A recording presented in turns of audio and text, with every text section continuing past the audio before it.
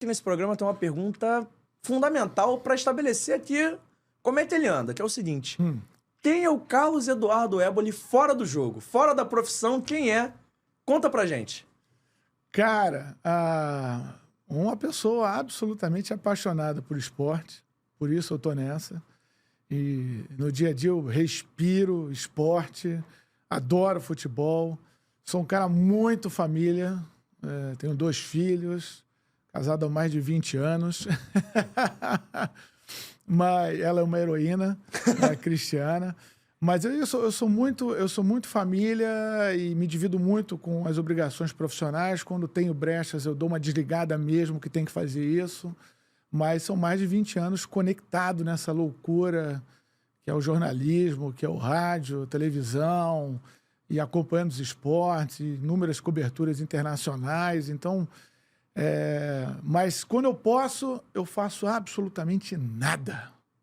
É bom demais fazer nada. Mas aí é uma dúvida que eu tenho, porque eu acho que essa dúvida permeia todo jornalista esportivo. Quando você diz que não faz nada, não faz nada, nada, ou é aquele não faz nada de TV ligada vendo alguma coisa? Não, tem momentos que eu desligo totalmente. Totalmente. Eu vou para um lugar onde não tem contato com resultado nenhum. Eu adoro esquecer o celular, cara. Adoro, às vezes, esquecer o celular. Eu saio sem celular. Isso é quase uma loucura hoje em dia, né? Mas tem momentos que eu faço isso. E para dar uma reequilibrada. Mas não escondo, que adoro. Se eu faço isso é porque né, o bichinho picou e eu não posso estar próximo. Não posso estar próximo de um ambiente com competição, com energia, de gente reunida, porque aí eu me envolvo pra caramba. Gosto demais disso. Por isso que às vezes eu tenho que dar uma desconectada. E o que te trouxe? Antes da gente falar dos acontecimentos, tipo, tem coisa legal pra gente falar esse ano no mundo do esporte. Ano pré-olímpico, né, cara? Tem coisa legal. Assim, além dessa coisa do pré-olímpico, o ano do futebol tá sendo um ano diferente.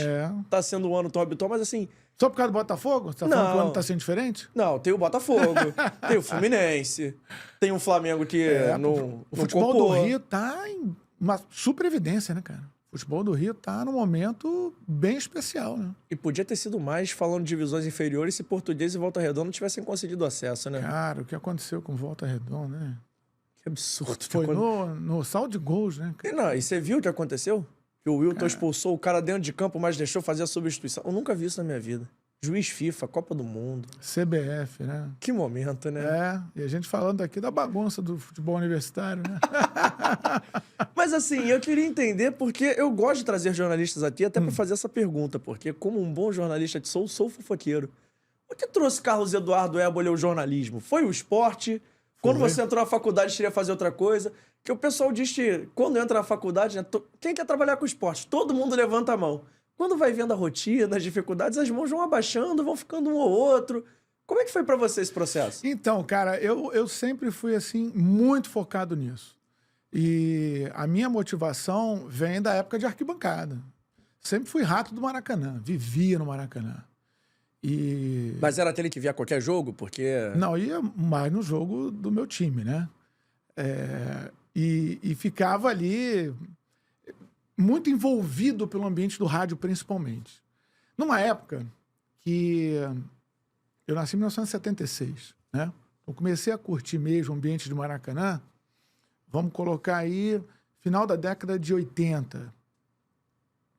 Era o antigo Maracanã, né?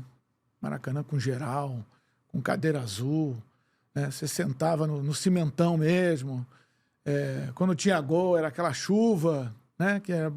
Que não era de água, mas era diferente, era uma atmosfera muito contagiante. E eu sempre ia ao Maracanã, ao estádio, ouvindo o jogo, né?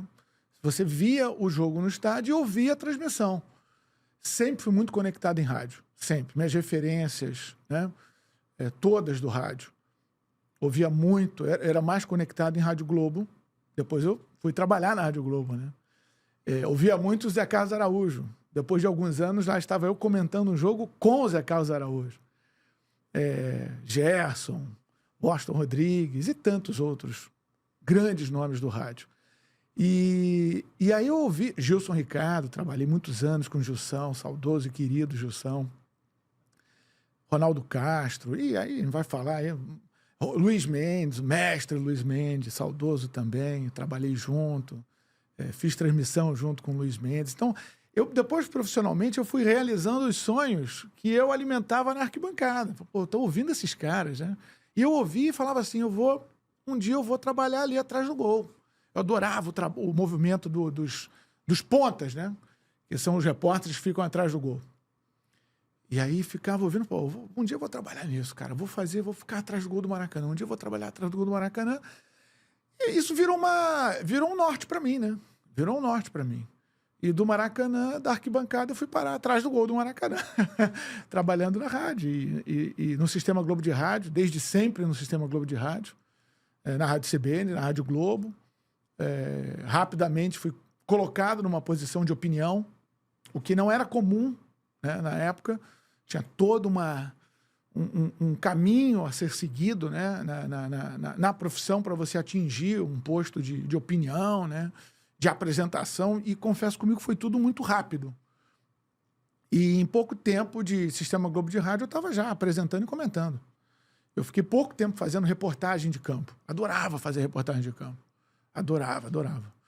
Ficar na ponta, falar o detalhe, entrevistar os jogadores. E na época tinha muito microfone, era microfone com fio, né? A gente brincava que era macarronada. Quando todos os repórteres, acabava o primeiro tempo, por exemplo, todos os repórteres invadiam o campo para entrevistar os jogadores, e aí ficava aquele bolo de fio, e o técnico da externa atrás tentando tirar os nós dos fios. Tudo isso era adrenalina pura, né? Hoje em dia, né, depois rapidamente veio o microfone sem fio, que facilitou bastante o trânsito, né, dos repórteres dentro de campo. E hoje em dia não pode nem mais entrar no campo? E hoje em dia é isso, não pode nem mais entrar em campo. Eu ainda peguei uma época que você ia dentro do vestiário. Ficava, o Maracanã tinha você descia para o fosso, era um movimento de escada para baixo e escada para cima, né? Você descia uma escada, andava um corredor, subia uma escada e entrava nos vestiários. E nesse corredor dos vestiários, a gente ficava concentrado, os repórteres ficavam concentrados para cantar o time que vai entrar em campo. Por quê? No corredor você tinha duas portas. Uma porta que dava acesso ao vestiário e outra porta que dava acesso a uma sala de aquecimento. E quando os jogadores cruzavam de uma sala para outra, você olhava no short dos jogadores a numeração. E pelo short, como os titulares eram sempre de 1 a 11, você meio que ia cantando, né? Os jogadores que iam disputar aquela partida.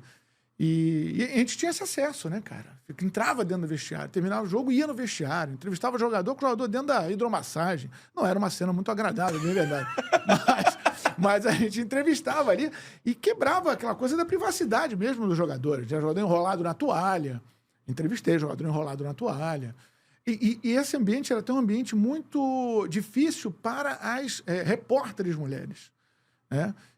Que hoje estão muito mais presentes no ambiente do rádio, mas naquela época o ambiente era mais machista ainda do que é hoje, justamente por criar essas situações que você vai abrir a porta de um vestiário com um monte de jogador nu lá dentro, isso intimida, né, a chegada de uma repórter mulher. Se já era desconfortável para você, imagina para exatamente, né? Mas esse era o cenário, né, que eu concretizei quando escolhi essa profissão como repórter, mas como eu disse, rapidamente já fui colocado numa outra função e aí comecei também a realizar muitos sonhos, né? Trabalhando com gente que eu ouvia antes na arquibancada. Acabou esse corte? Então calma aí. Antes de eu ir embora, não esquece de se inscrever no canal, ativar o sininho da notificação, deixar o seu like, o seu comentário e, claro, seguir as nossas redes sociais. A gente tá no @ForaDoJogoCast em todas as redes sociais, mas pelo visto, estamos expulsando, então vai, me ajuda aí!